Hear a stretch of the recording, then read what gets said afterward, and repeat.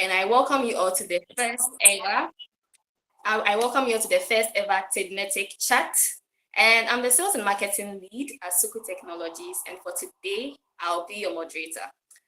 And today's session, as you already saw on the flyer, is titled Leading Without a Title, Rallying a Team for Your First Project. And I'm so excited because this is a challenge most leaders face when it comes to their very first projects, getting people on board, the right people actually, to, coordinate things, help things out and all that. And so if you are in this particular, section or field, this is just for you. And I'm glad to be joined by Mr. Desire Sackitey, the founder of TIDNetic Network, the reason why we are all gathered here today. And then also Miss Regine, she's also the founder of the Skills Academy and the Parental Initiative. So I'd like to invite them in now as we begin our conversation. Mr. Desire, can we see your handsome face if you're around? And Miss Regine would like to see yours as well. Yay! So that's Mr. Desire Sackitey. Miss Regine. Hi, Miss Regine. Are you on? Okay, that's a pretty Miss Regine. All right, so today we'd like to unpack something every new leader faces. That is how to attract first believers or first people, volunteers, to empower them without a formal authority or to keep them motivated even when money is not involved. All right, so let's dive right in. And then starting from the very beginning of this all, I'd like to call on Desire. I would like to start with you actually. So take us back to the very beginning of TIDNetic, when it all started, right? Just as an idea. How did you first get the first few believers to believe in what you are building?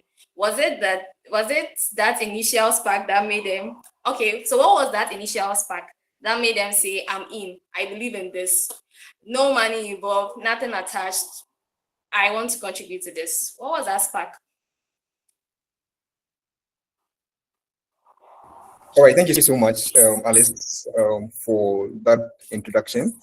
I'll first of all like to say that for me, it's began by me knowing my identity. So me knowing who I am, because if you know who you are, then you know who you have to be around. So the first thing was me knowing my identity, and that's for me being a Christian. It's my identity in Christ. So I know who I am, and then those are the kind of people that I rally around me. So whenever I have an idea for a project or I receive an idea for a project, I already have a co-founder. Already have someone on the project, which is the Holy Spirit. So that's my first point of call, because that's where my inspirations come from. So with that co-founder, we begin to rally the people that we work with. So it so happens that once I begin that way, it's easy for me to get people on board because you have clarity of what you are doing. So you're able to express it to whoever is supposed to be on your team. Yeah. Awesome. So first you have to know who you are, and then knowing who you are, if you're a Christian, a Muslim, or whatever you believe is, if you know who you are, and then you also know the power that backs you, then that gets you on. And for Desire, it's the Holy Spirit that is his co-founder. So once he has that, it also directs him on the kind of people he should get on board. All right, so to Miss Regine, how about you? For parenthood, how did you find your first believers, and was that one thing or one idea that's actually you got these people on board? Thank you. Like she said, I'm Regine and I'm from Rwanda. To give a little bit of context, so Skills Academy is a program that I'm running under an organization called iDebate Rwanda, and what we basically do is we train young people on job skills. So we help them get the soft skills that they need for them to learn jobs, and then after that we help them connect with mentors as well as people who are going to actually hire them or offer them different opportunities that they're looking for. And for Parenthood, this is digital platform that provides parental guidelines. So we have activities you can do with your child, recipes, and storybooks and everything that a parent might need throughout their parenting journey. And how did I first find my believers? Now it's two contexts, yeah. For Skills Academy, I went for a program, and I pitched, and lucky enough I got a grant. And so when I came back, I wouldn't say it was hard for me to find people who believe in me, because the organization that I work for, most of us are in the critical thinking area. So it's easy for people to start giving you ideas, telling you what to do, and all of that. But then this is something that people do. It's sort of like an impulse because everybody does it where I work at.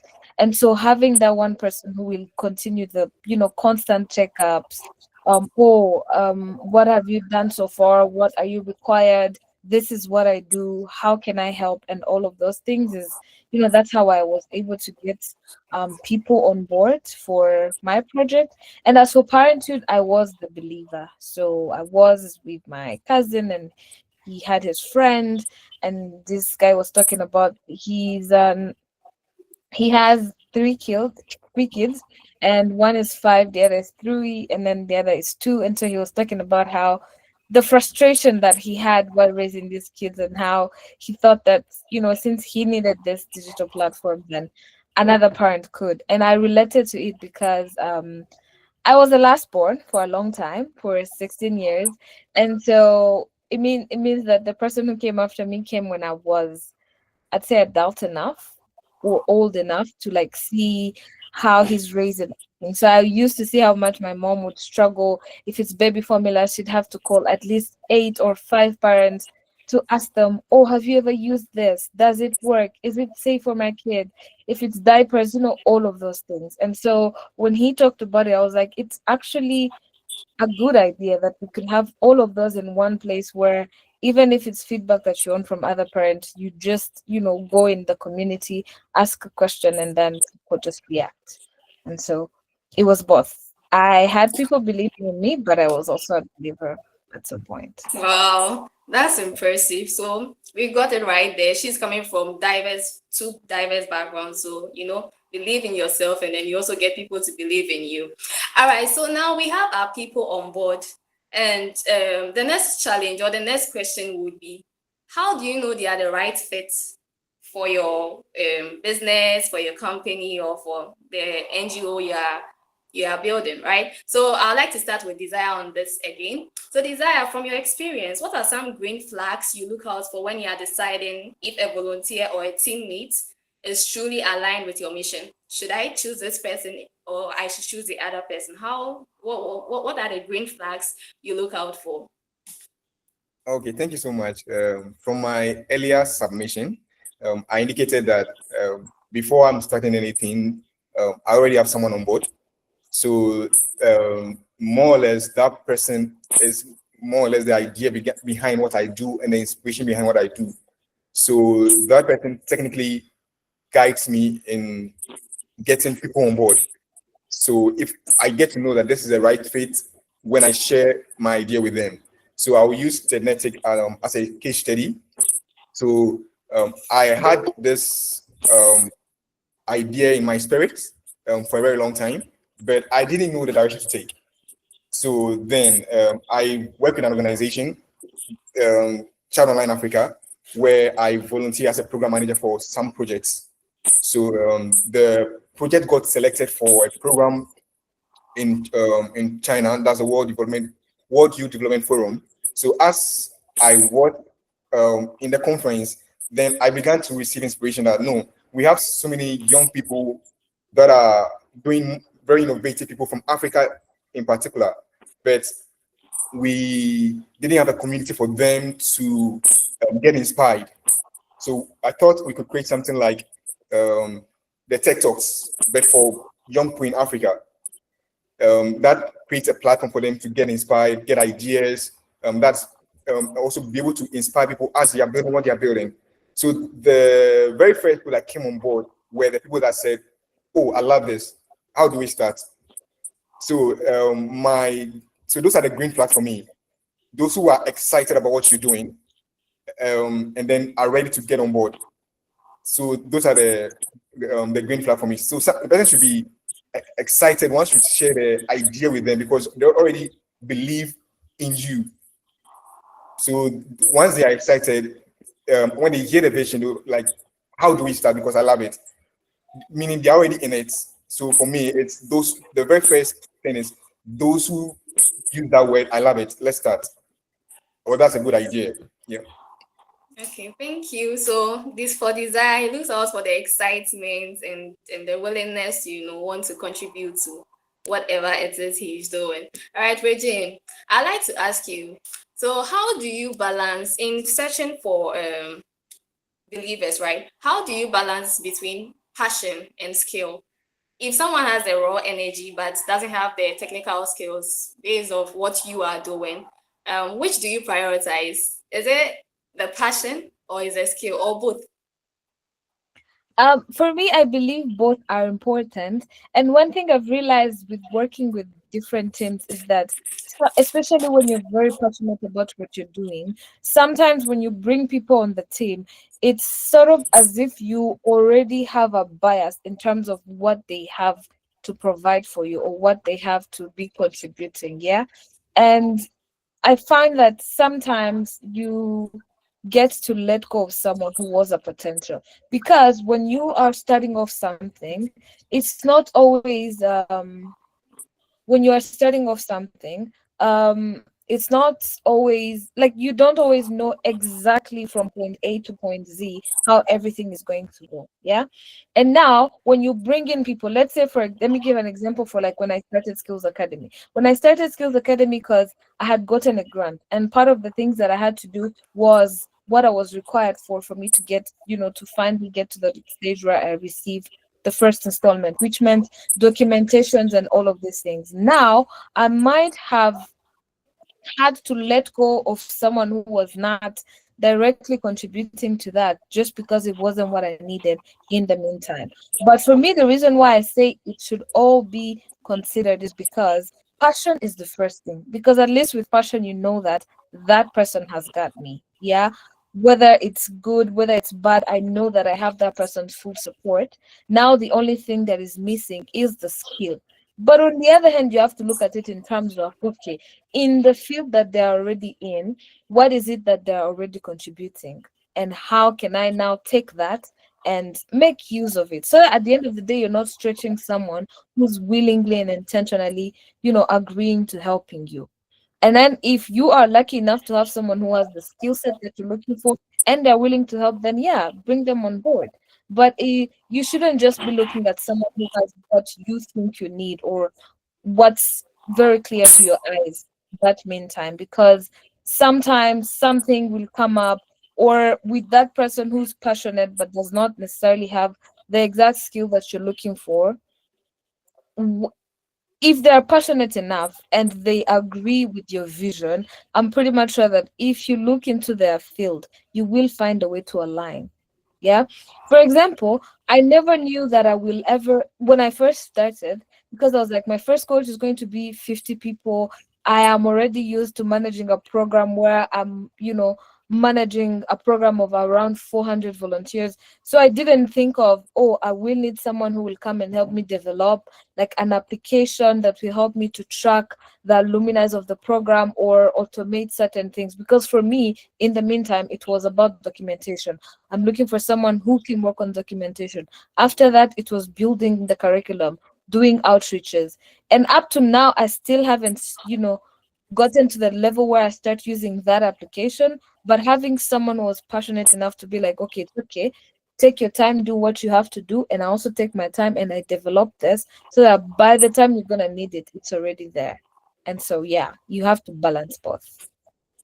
Wow. Okay, so we have here the art of balancing. It's very necessary. So as new entrepreneurs, leaders coming up, you should probably look at this too. One, the passion. I think Desire spoke about this part of it, and then also the skill. So for me, what I picked up was you may have to look at their backgrounds too, and then try and align the various tasks you'd want to assign them to their background. But if that isn't there, at least with a passion, you can always build on the exact skill you'd want them to, go into.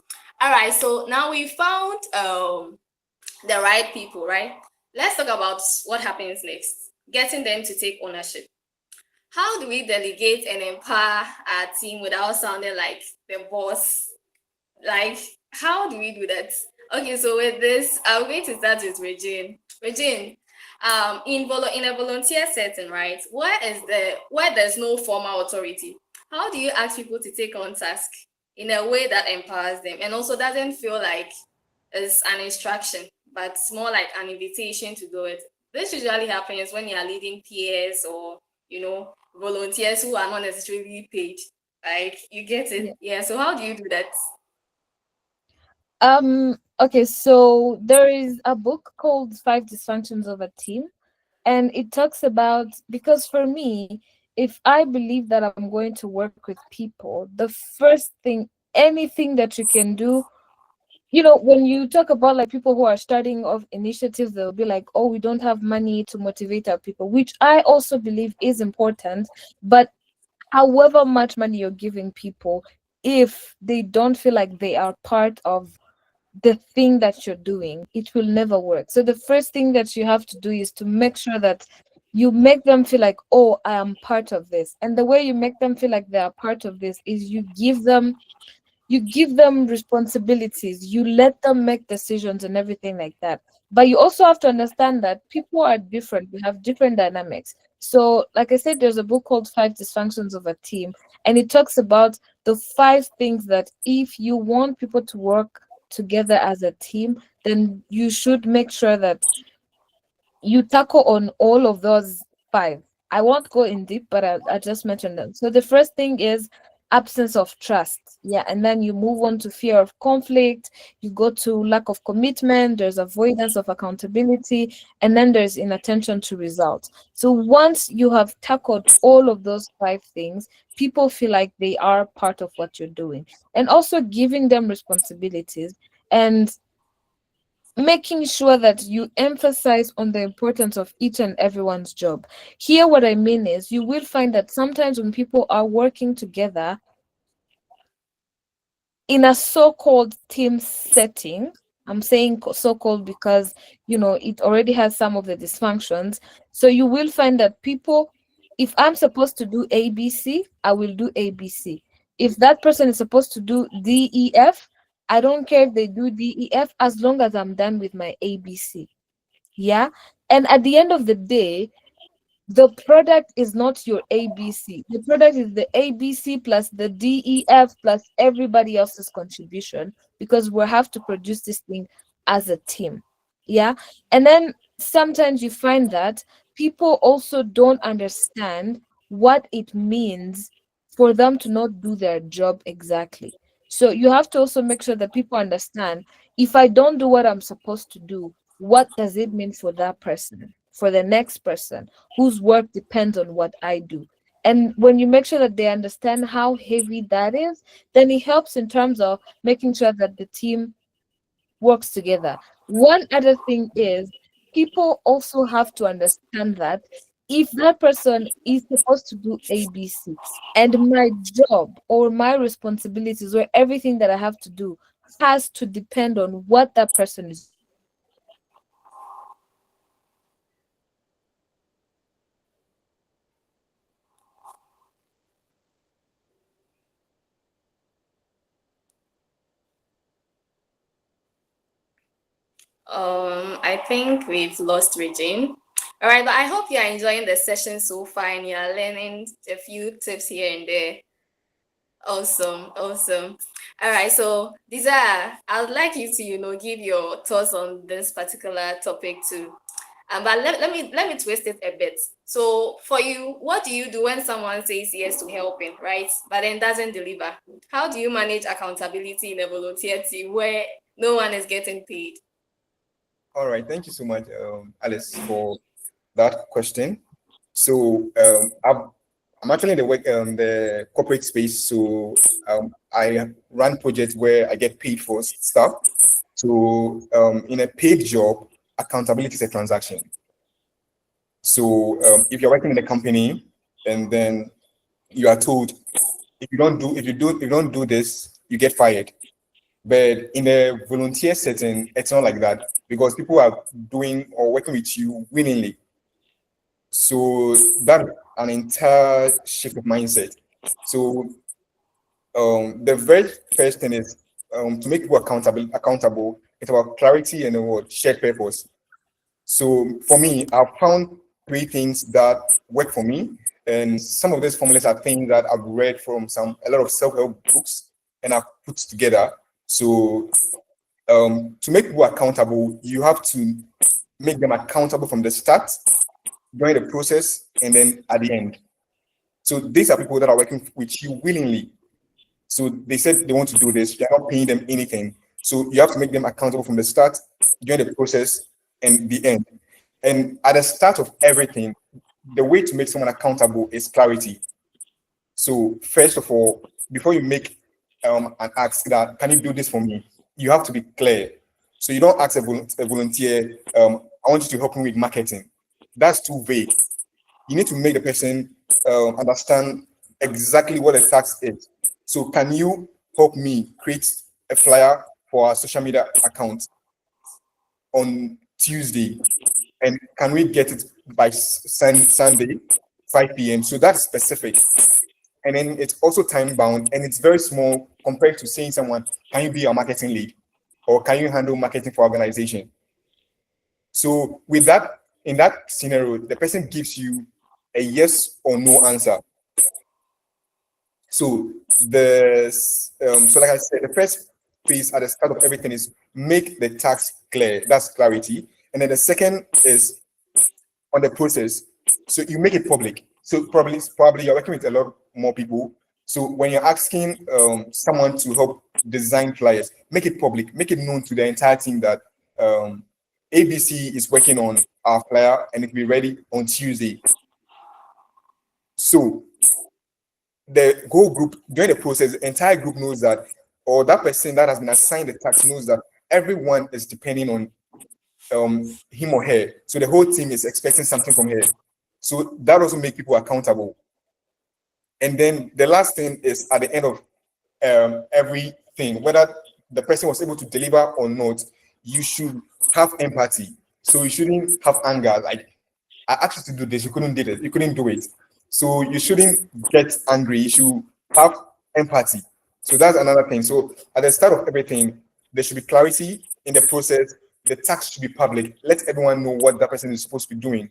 And then at the end, there should be empathy. You shouldn't get angry when things don't get done the way they should. And then you should commend when a particular team member delivers in the task. Awesome, awesome. That's great. All right, so clarity first. Make sure the vision is clear, and then also a shared purpose. Be specific about the task you assign to people and make it public. I mean, to the whole team, and then also have empathy. If it doesn't go well, you can step in and then maybe guide a person on how the thing can go about it going forward. I believe we are learning a lot. And if you have any questions, you can put it in the chat box. Once this session is over, I'll be I'll be reading it, and then we'll be answering those questions for you. So that takes us to our next session, which is motivation. So, right now, the honeymoon phase ends. We've come in, we selected our team, our members, we found a way to assign tasks to them and holding them accountable. But I guess to a point where they are like, I think this is not really it. I may want to draw back, or I'm not really motivated, right? So we would, for this session, like to explore, if we are not giving them a financial benefits, what else can we do to, keep them going, to keep them motivated? Well, yes, I know the vision, I understand the purpose, but I mean, I want out. I'm not really seeing the way forward. What can you do to keep them in and motivated? So, Regine, please, are you with us?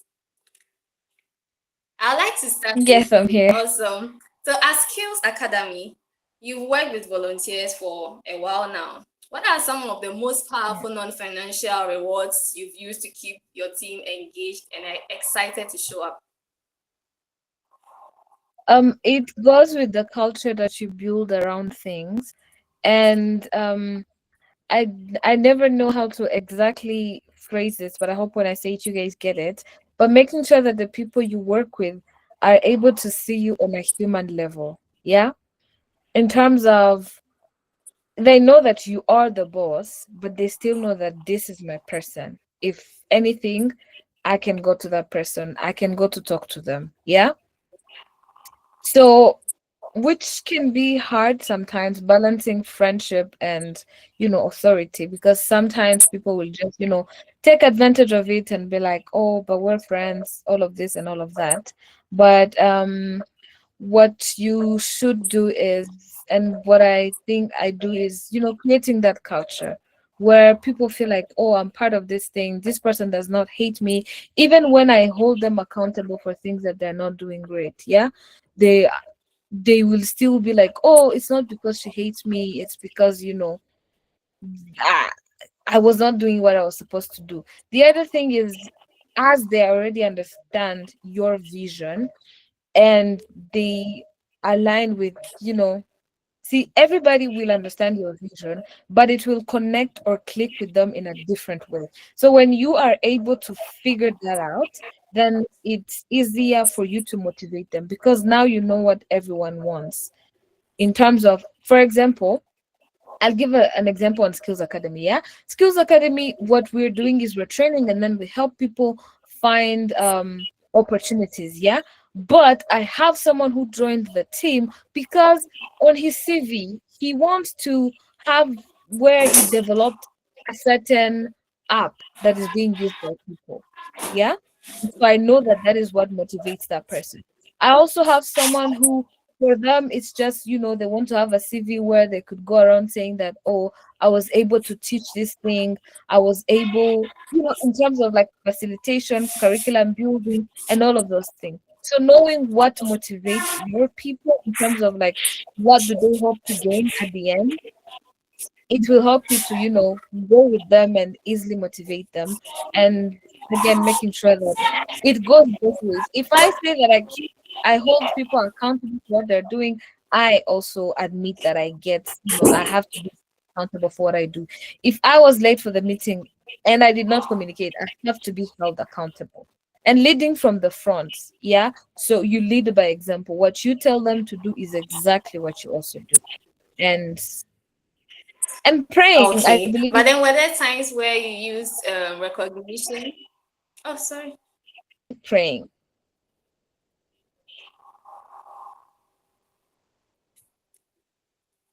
Yeah, there were times where we Regine, use I think I recognition think in I terms of think it I could be a lost you. certificate, it could be a Can you take recommendation that again? or an endorsement, or it could also be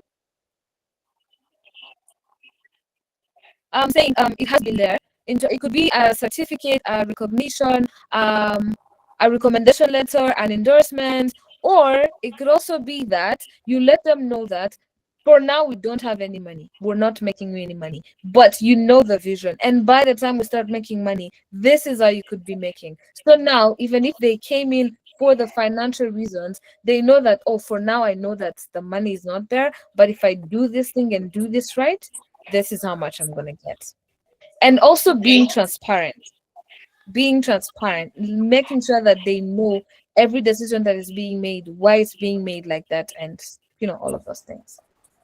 Great. All right. So, from what I got, and I believe most of you are making notes too, you should, keep be transparent about everything you do, and then when you don't have the money, make them understand that this is the vision, and then in future, if it explodes or if it succeeds, this is what you are going to benefit from it. Aside the immediate certificates, the recommendation letters you could get, these are some of the rewards you can also get. Oh, Desire, can we have your take on this too? Some of the financial non-financial motivators you use to keep your team going and active. Okay, so for me, I would say inspiration.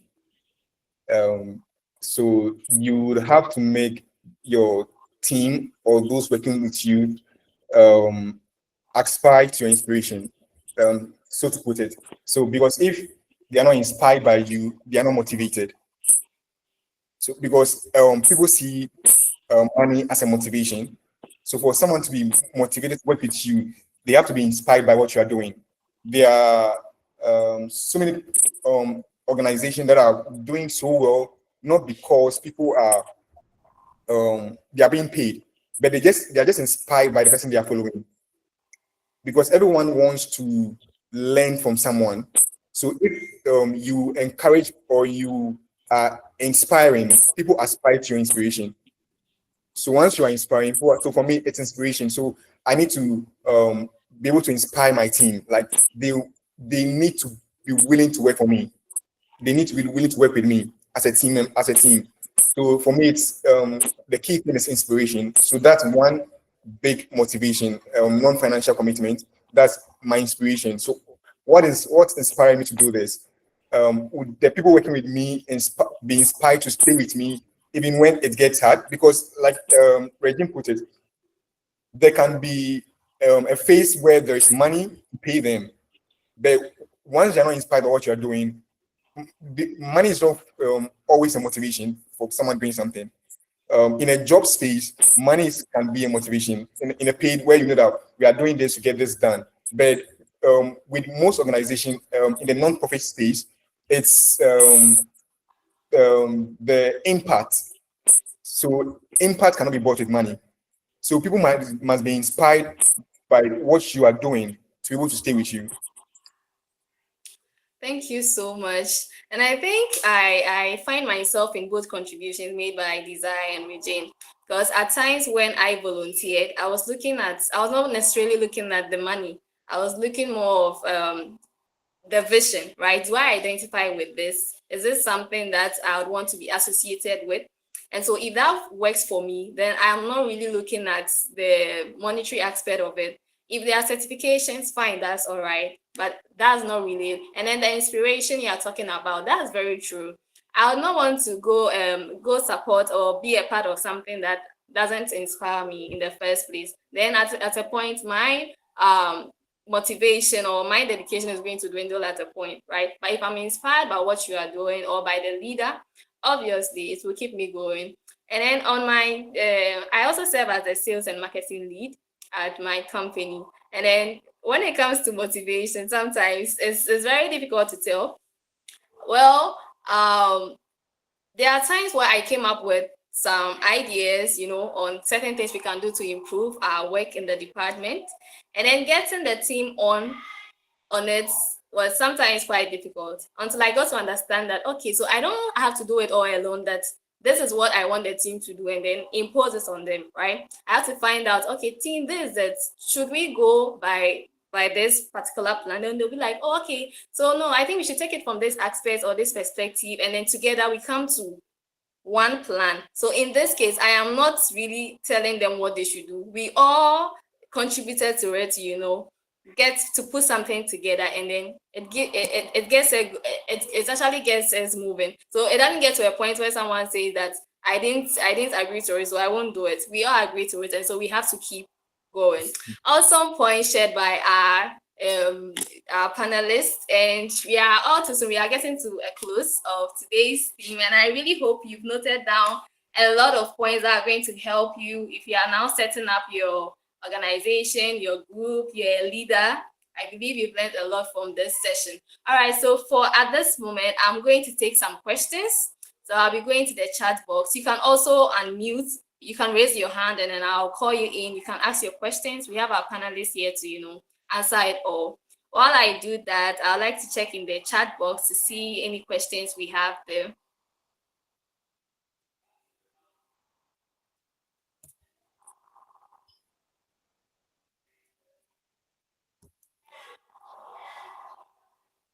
Okay, so if you have a question, kindly raise your hand and would gladly answer that. Okay, so there's a question in the chat box from Isaac Kwame Buchem, and I read, with the term accountable, can it be understood as being responsible? And if responsible, what measuring metrics can be used to dole out celebrations of wins and losses? Should wins be celebrated more than losses, or vice versa, or in equal amounts? Um, I'll leave this open to Regine and Desire. Desire, who would like to go first on this? Okay, so I think um, this particular question about responsibility and accountability, they are closely related, so to put it. So, because responsibility about ownership of a tax, and Regine highlighted that in her earlier submission at the beginning. And then accountability is all about answering the outcome of the tax. So, in the space of um, corporate organizations. So it seems to be more responsibility seems to be more used. So a job has been opened, a job role has been opened, and then they let you know these are the responsibilities in the role before you apply.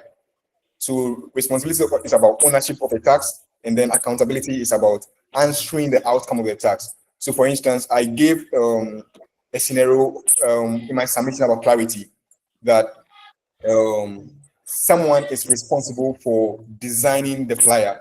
So that's a responsibility.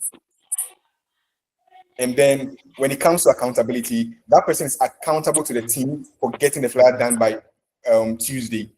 So they are closely related in the sense that I am responsible for designing the flyer, and then I'm also accountable to the team for getting that thing done.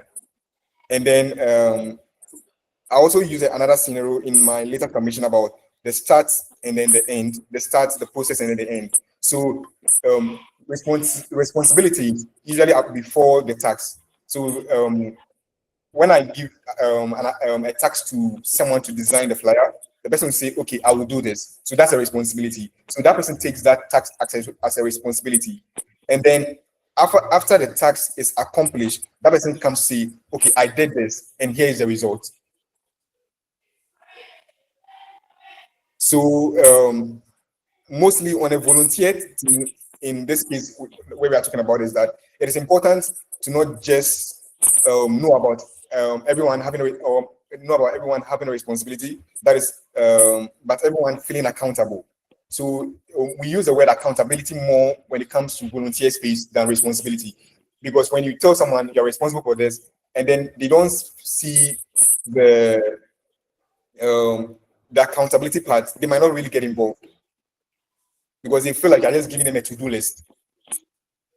Okay, so I think another aspect, his question was in about three folds. And the next one should be, should wins be celebrated more than losses and vice versa, or in equal I amounts? think I think we celebrate our wins more.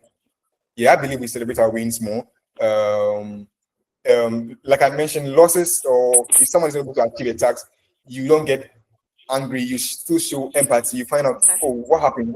Why couldn't you do this?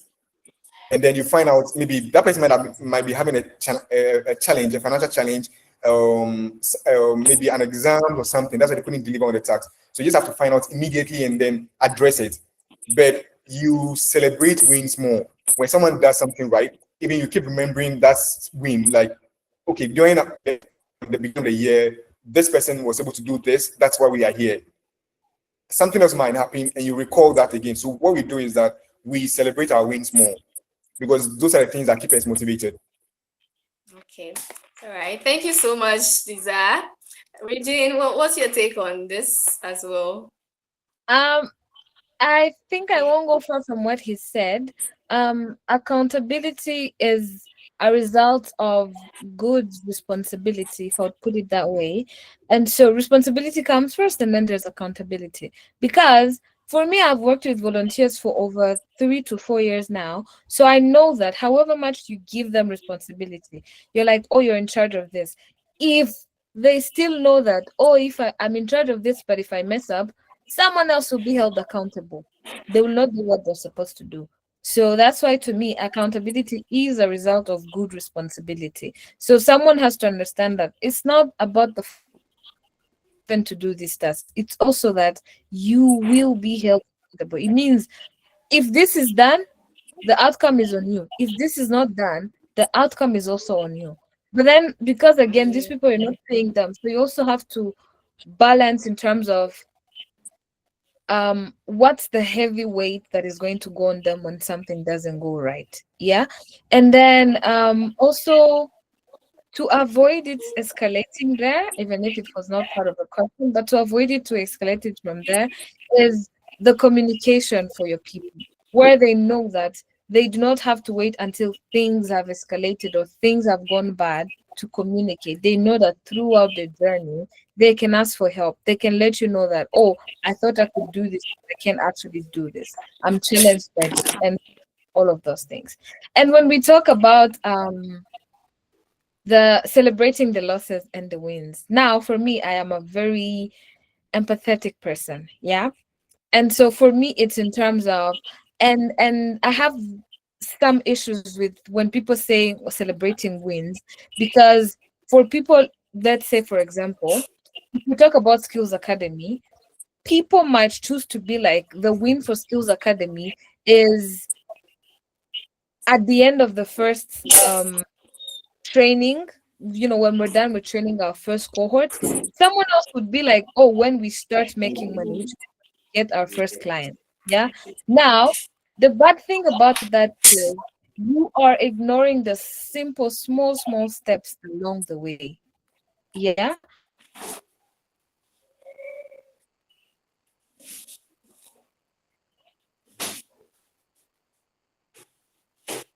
Now, what you do is when I talk about celebrating wins, not the bigger where they achieve their goals. For me, when I talk about wins for Skills Academy, it starts from the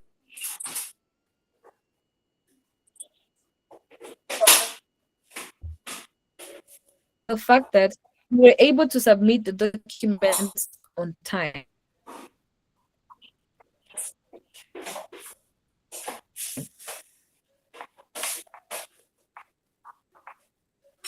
Okay.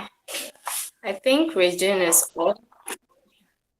Have when we put out a call for people who would want to be trained. It goes to the fact that I had planned to train 50 people and I ended up training 50 people. We were able to finish the information of whether it's my internet or you guys can hear me. Yeah, we can hear you. Okay, yeah. So I was saying it's when you talk about wins, make sure you define what you mean by win. Because wins, if you wait until the end to celebrate, it's too late to celebrate. And remember, you need to motivate these people. So as long as you celebrate each and every small step, progress, process that is taken towards the end goal, that is celebration. And losses are not to be celebrated. Losses are supposed to be learned from. It's a lesson learned. Yeah. So it's not celebrating them per se, and it's not rubbing it in people's faces, but it's so that everybody remembers that, oh, okay, this is what happened, and this is what we should learn from it. So that it's a lesson where, and you're trying not to repeat the same thing over and over again. So each one of them should be taken, into account. Do not ignore any of them. And when we talk about wins, focus especially on those small, small steps that end up getting to the big. And when we talk about losses, do not rub it in people's face. People are humans and we're not perfect. Some of people are doing things that they did not go to school for. To understand that it's a loss, yes, but it's just a lesson. It's just a lesson to learn from. It's just a lesson. All right. Okay. So I think you made a very important point that everyone should take note of. Accountability is the result of good responsibility. So if you are being held accountable, then you should know that a responsibility was given to you, and then that's why you are being required to be accountable to it, and also that we should learn from our losses. They are not supposed to be celebrated. And then yeah, that's it. Okay, so I think there's a hand up. Sure. Yes, please, you can unmute and ask your question, please. Okay, thank you very much. My name is Chontap. I'm from South Sudan. Yeah, so Uh, I'm grateful to be here today. I have a question on this discussion, and I think it's really interesting when we are really having when you are leading an institution. Like for me, I'm leading a learning institutions, and I think most of the things that have been raised are also the thing that I've also gone through. So I just want to know, like, how do you build a team? Like we have this team that I've experienced myself. I've built a team that was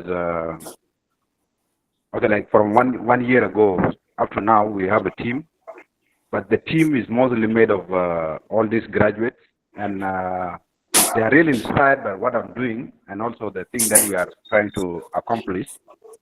But at the same time, sometimes they will think of looking for other greener pastures. So, and this one will be really a big challenge because they graduate and they're expecting rest of the thing.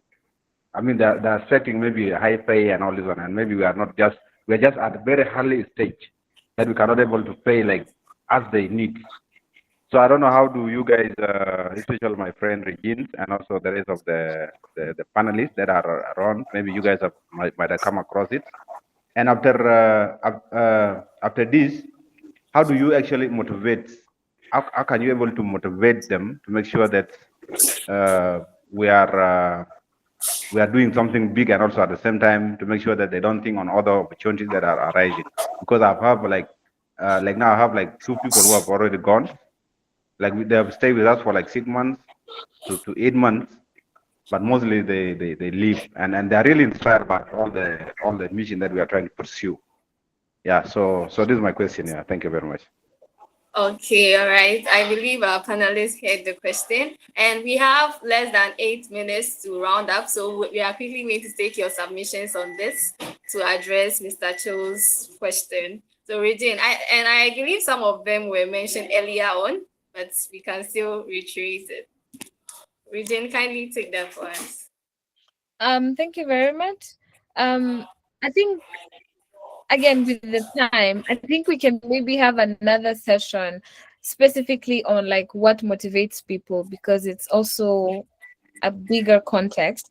But simply put, it's like I said, you have to know what motivates people in terms of, yes, people understood your vision and they are inspired, but they have a reason why they're there. So get to know, why are they there? Like, why do they wake up and choose to be part of your team?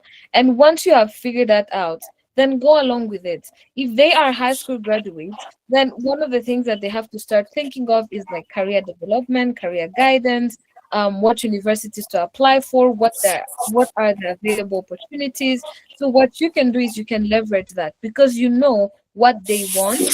You can also leverage that and be able to help them in terms of, if it's an educational institution, then you can try to get some partnerships with people who can give them just, sessions on how to apply. If you have a space, you can offer them internet where they come and they work on their applications. You can provide them recommendation letters, all of these things that are, I would say, intangible, but that will give them the value. But again, you can tell someone that you will, I will do this, I will do that, and they will not understand. So it's all about, how do you package it? You package it in terms of, do not show them that you are desperate. Yeah. Show them that it's not that you are desperate, it's because you have a value that you're giving them. There it shows different. So there's you will see a lot of posts where people are looking for volunteers, but two different posts. Yeah, one will be like, oh, we're looking for volunteers to do this and that and that, and then they just put their vision, and then that's just it. But others will choose to show that, oh, by choosing to volunteer with us, here are the things that you're going to get, here are the things that we're going to provide. None of them is financial, but you show them that you're giving value, and value that could later on give them even way more money than what you could offer them. So again, find what motivates them, find their whys and reasons for choosing to, take this step with this journey with you. And after doing that, leverage it to know what kind of value you're going to provide for them. And yeah. And since you're my friend, we can, have another conversation about Oh, okay. yeah. I believe your question has been answered. Would you like a second opinion? Desire, please, do you have anything to add up? Okay, I think Regine already addressed that. I was hoping we could also take some questions from the registration forms. We had a lot of feedbacks. So there are Okay. some on this call that were expecting their question answered. If we still have that 5 minutes to use for that, we can use Okay. that. So we can just go through. I think the questions are technically similar, and then we've addressed some of them. So you can just take that. Okay. All right. But are they on the call? Are they on the meeting? Yeah, definitely on the LinkedIn. So I think Oh, okay. definitely. So you All can just right. read through the questions, and then we see if you need to add some touches to them, and then we can wrap up. Okay. All right. So we'll be rounding up soon. Let me get the questions. But let me see your reactions if you learned a lot from this session or if you enjoyed today's session. And do you want to have another session on this to talk more about the motivation or any other topic? Right. Okay. So one of the question is, what is the biggest challenge you face when trying to build a team for your idea? This is one of the questions. Lisa, kindly answer this question for us. Yeah, hello. I'm going to share my screen so that we do everything together. Okay.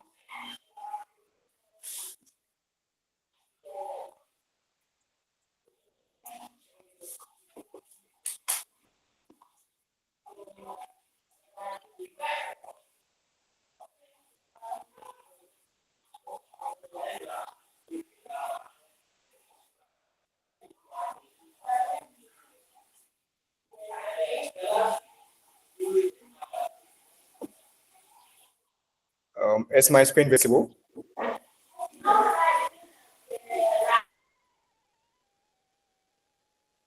Is my screen visible? Yeah, it is. It is. It's visible.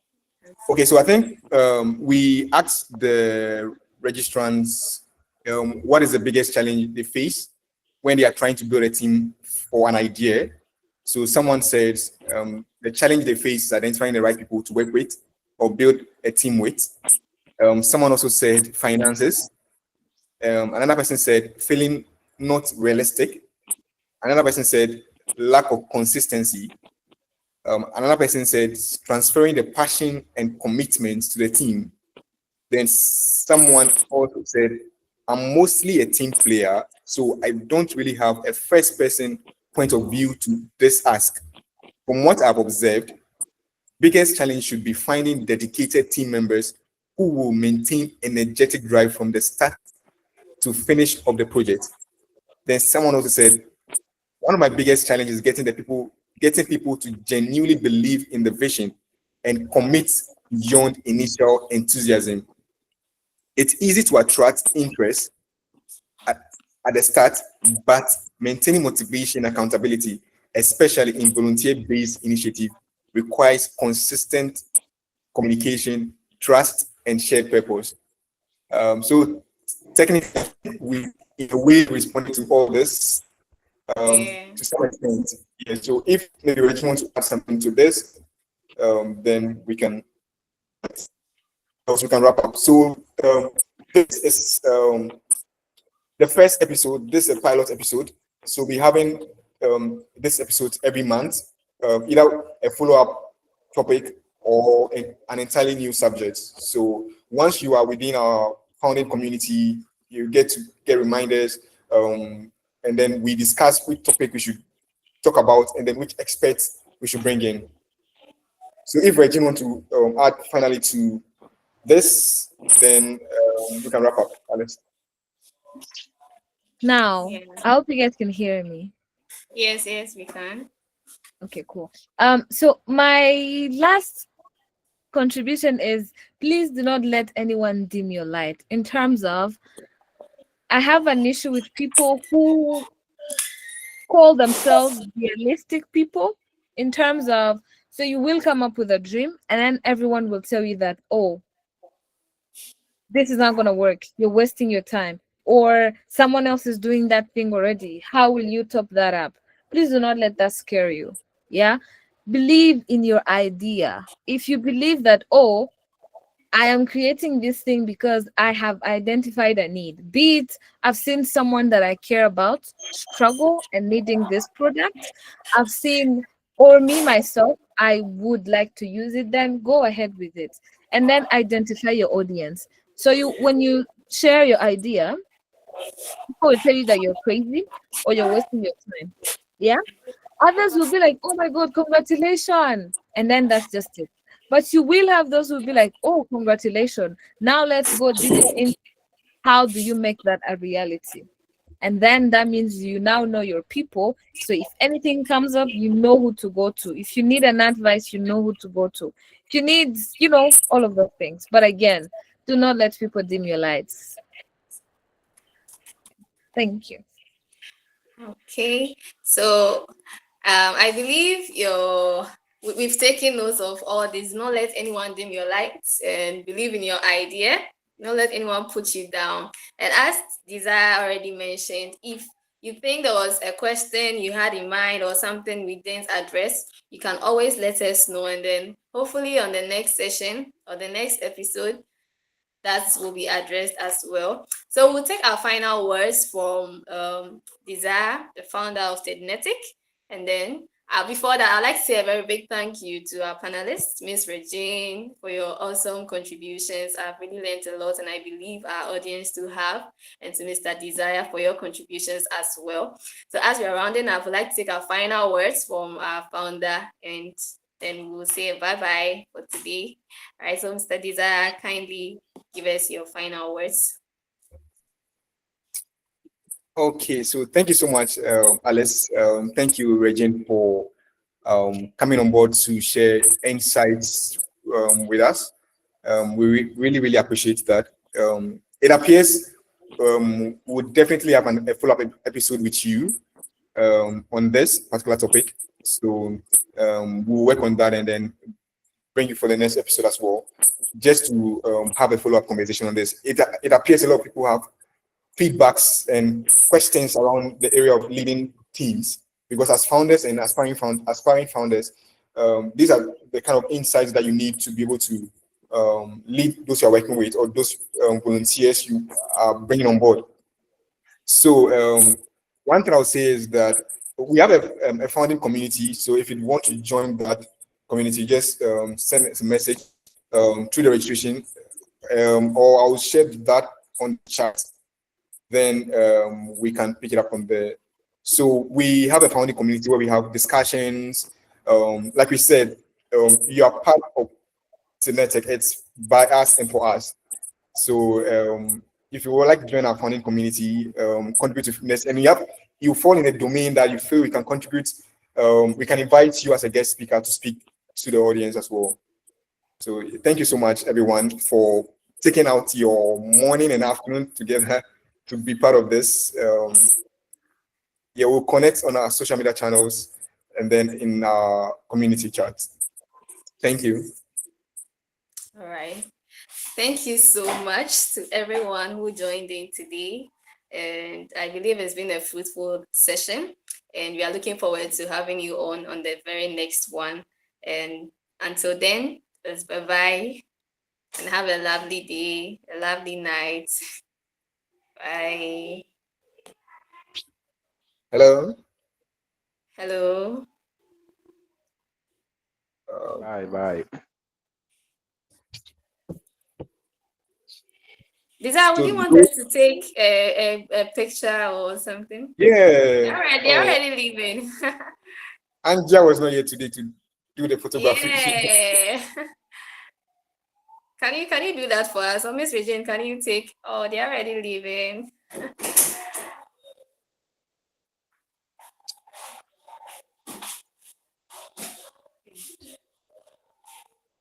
Right. Okay, so those two connected, if you can kindly turn on your camera, then we can take a group photo.